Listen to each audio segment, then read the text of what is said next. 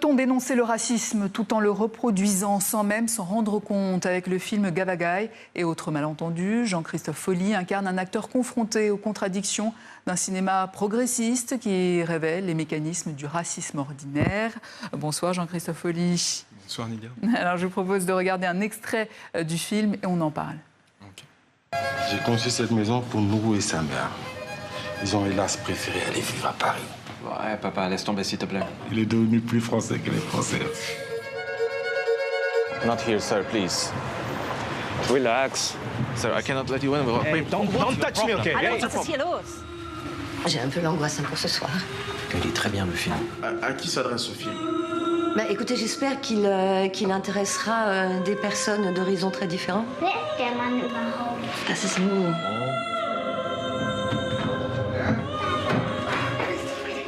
Je vais être avec toi.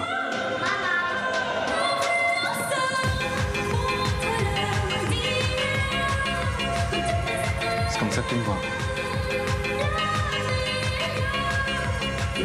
Relax yourself.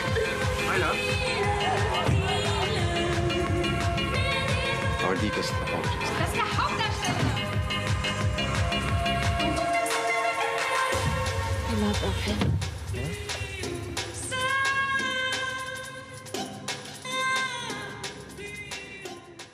Votre personnage, Nourou, est une star sur un plateau de tournage au Sénégal. Où d'ailleurs au Sénégal ça a été tourné? À Dakar. À Dakar, Enfin, oui, Dakar, on reconnaît un petit peu les plages. Oui, à Yoff.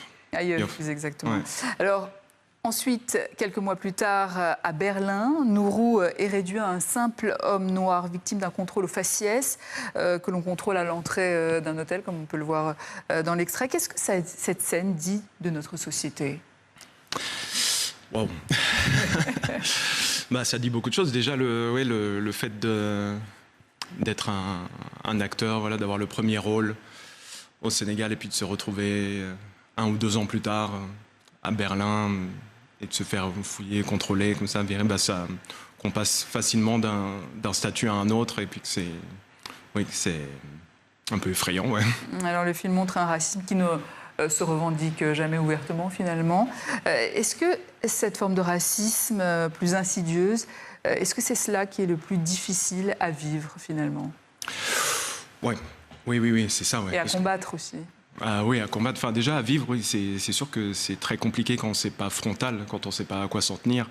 C'est beaucoup plus... Oui, quand c'est insidieux, comme ça, c'est ce qui est le plus difficile, ouais, effectivement. Alors, vous avez souvent expliqué que le scénario est né d'un incident que vous avez réellement vécu lors de la présentation de la maladie du sommeil. Est-ce que rejouer cette histoire vous a permis de transformer cette expérience personnelle en œuvre universelle?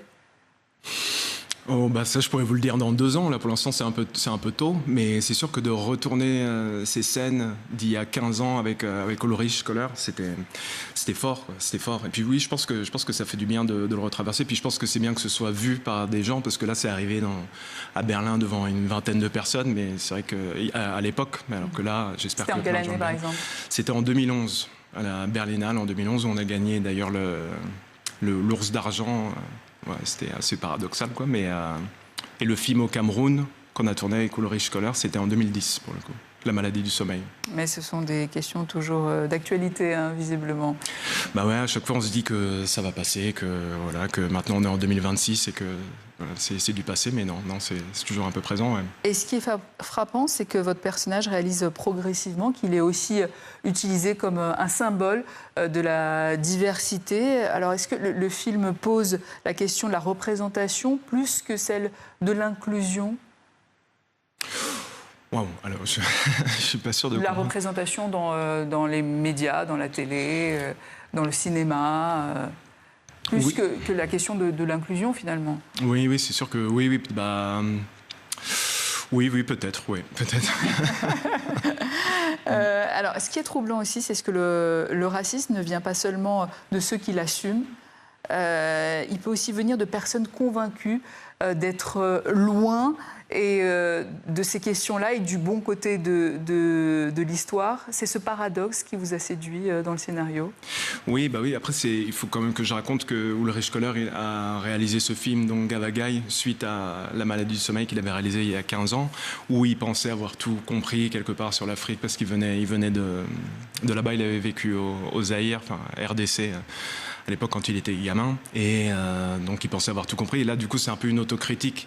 Lui, qui pensait avoir tout compris sur l'Afrique, se rend compte qu'en fait, c'est beaucoup plus complexe que ça. Et puis donc, je trouve que son regard, voilà, son autocritique est vraiment intéressante. Enfin, c'est ça qui m'a touché, quoi. Le fait de se remettre en question et puis d'oser assumer son propre racisme, ça c'est pas facile, quoi.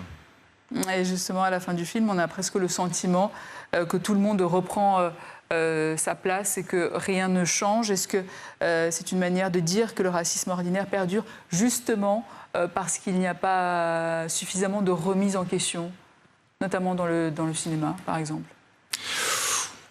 C'est vous qui le dites, mais non, je suis assez d'accord. Je pense que ce qui est intéressant, c'est qu'il n'y a pas de réponse, il n'y a pas de réponse claire à la fin du film, et ça nous laisse face à nos errances et à nos questions. Et oui, mais je pense que c'est bien d'accepter justement ces failles en nous, quoi.